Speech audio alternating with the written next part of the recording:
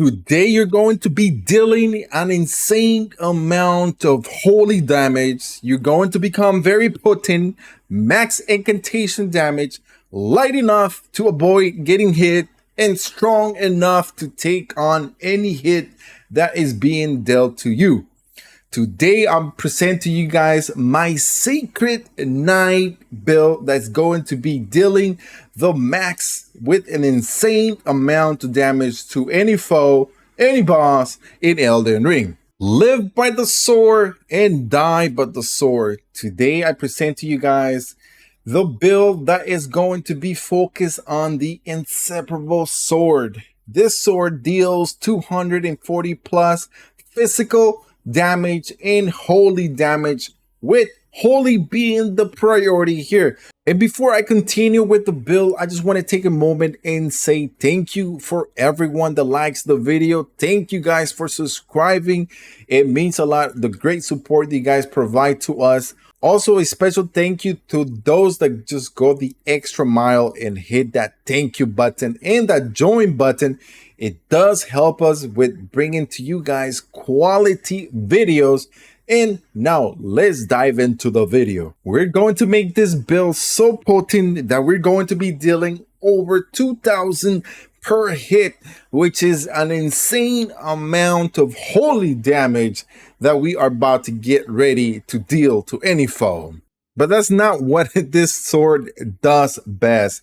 What this sword does is, with the patch update of 1.06, it became very potent, guys, because the strong attack and the charge attacks have become even faster, which means that you guys are going to be able to deal more damage at a faster rate.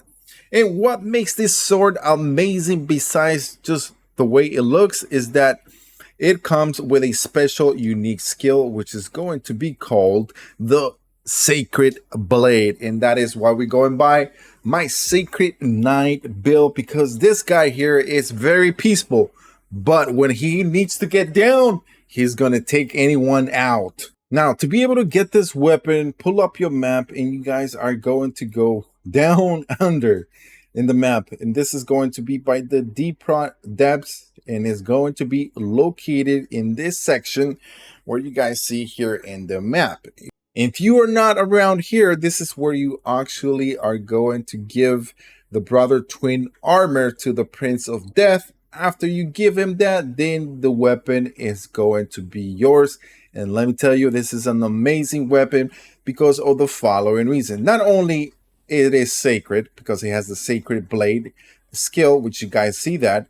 Now, that is fully leveled up. You guys are going to be able to deal just about 2,000 per unique skill, which is going to be on an insane amount of damage. Then on top of that, you guys see that it automatically infuses the weapon, so it goes up to 966 of full attack power, which is going to be dealing that physical damage once the sacred goes in it. And then once it wears off, it goes to 871. You guys see that it's almost 100 more points once the weapon becomes sacred.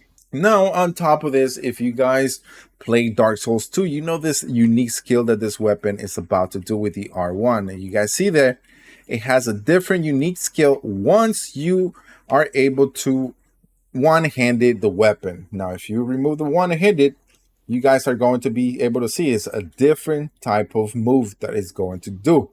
And then on top of this, we have our power, which is a lot faster because of 1.06 update. And of course, the unique skill which has a trusting skill, is going to be a lot faster. Overall, guys, this weapon, great swords, are just amazing. If you guys don't have this one, you need to go get it. And now you're asking yourself, where can I get that good looking armor that I'm wearing? Well, this one, guys, is going to be the Erdtree helm, which is going to raise my faith by 1 point. And overall, the Lindell Knight armor set, which I think looks pretty dope.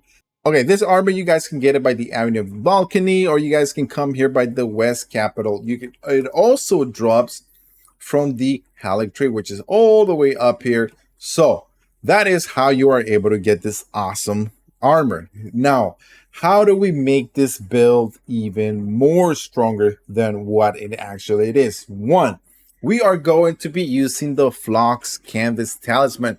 This one's going to greatly raise our potency of all of our 4 incantations that we are going to be using in this build.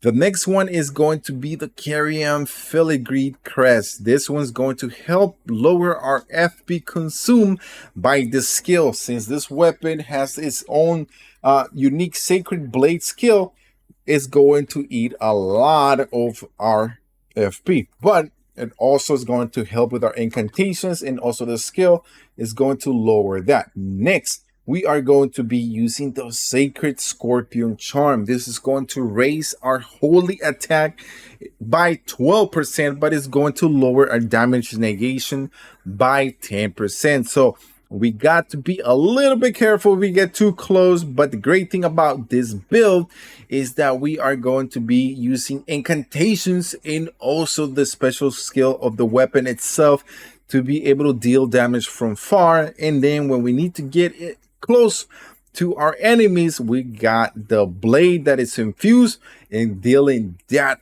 humongous amount of insane physical and holy damage. And then we are going to be using the Shard of Alexander, which is going to greatly boost the attack power skill of our weapon itself. So as you guys see there, 15% additional damage. You guys are able to get this once you complete the Alexander's quest line. Now, how do we make this build become even more holy and deal tremendous amount of damage? We are going to be using 2 things in our Wondrous Physics. One is going to be the Faith Knight Crystal Tier.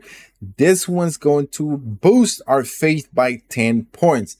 Currently, right now, my faith is at 71, and that is what you guys are actually need to be focusing on most. And this is a 150 level, so by focusing on faith, you are going to be increasing your holy damage to the max level. And then we are also going to be using the Holy Shrouding Crack tier, which is going to temporarily boost any holy attack. And since this build is focused on faith and holy, we are pretty much just taking care of this and taking advantage not only the weapon itself, but overall incantations and everything that puts this build together, making it very potent and dealing tremendous amount of damage. So my final thoughts about this build, you may be asking yourself this question: hey Tron, it's a holy build, so there are certain type of bosses. Now this weapon is going to do really good against bosses or against foes that are resistance against holy damage, because this weapon not only is it going to be dealing holy damage, but also on top of that, we're also going to be dealing physical damage, which is going to help us with our incantations that are also going to help us take down foes and bosses. This build is just well put together. Try it, guys. Not only when you fully raise your attributes to 80 faith, you guys are going to be able to see the full and the highest attack power that this weapon is going to be doing, because it goes by holy damage. So great swords are amazing, and with this one here especially is an amazing OP sword that you guys need to get, because you guys are not only going to be dealing physical power, but also on top of that, you guys have holy damage, which gives you the 1 and 2 put together, which is going to be fun when you guys are running around in Elden Ring, taking care of down all the foes. Now, what type of incantations you're going to be needing for this build? As you guys see here, my weapon physical damage is going to be at 853. Now, we are going to be using Flame Grant Me Some Strength. We are also going to be using Golden Bow. And when we are done with this and use our Wonders of Physics, which is going to raise our faith and holy damage attack, we are going to be able to deal 1196 just on the weapon itself, and it's also going to increase our holy damage. And the great thing about this build, on top of everything is that we are going to be using the Wrath of Gold. Just this incantations by itself is going to be dealing over 2,500 damage. And then on top of this, we are also going to be using the Black Blade. Now, this incantation here is going to be dealing over 1,500 damage. As you guys see that, it's going to be dealing insane amount of damage to foes and bosses in Elden Ring. Now, let me show you the attribute points for a level 150 build. For this one is going to be Vigor at 40. We're going to be having enough HP to be able to deal damage and not die too fast if we get into trouble. Mine is going to be at 31, giving us enough FP to be able to use all of our different type of incantations, and as well as the Sacred Blade skill that is within the weapon itself. Endurance is going to be at 20. That's enough to be able to run around with the armor and the weapon itself. And strength is going to be at 25. Dexterity is going to be at 25. Since the attribute scale of this weapon itself is faith, strength, and also dexterity, strength and dexterity being a 2 because they are at 18. So this is perfect enough. Intelligence is going to be at 9. Faith is going to be at 71. And since we have our faith cracked here, that's going to raise it by 10 points for an additional 3 minutes. That's going to be sufficient enough when you guys get into a boss fight, or you guys get into taking care of a lot of foes at one time. That is just going to be perfect enough time for you to be able to take them out. And then Arcane is going to be at 9. Overall, guys, this build, you guys are going to be having a lot of fun because it gives you different ways to be able to use it. Once again, guys, I just want to say thank you guys for watching. Thank you guys for subscribing. And if you guys are new to the channel, why not hit that subscription button, because we have a lot more Elden Ring builds coming up for you guys, and also tons and tons of more gaming related guides and news that you guys need to know about, so you guys are able to stay up to date on what is going on in the world of gaming. Now, if you guys love great swords and you want to take a look at another great sword build, take a look at this one. This one is very powerful, and you guys are also going to be loving it.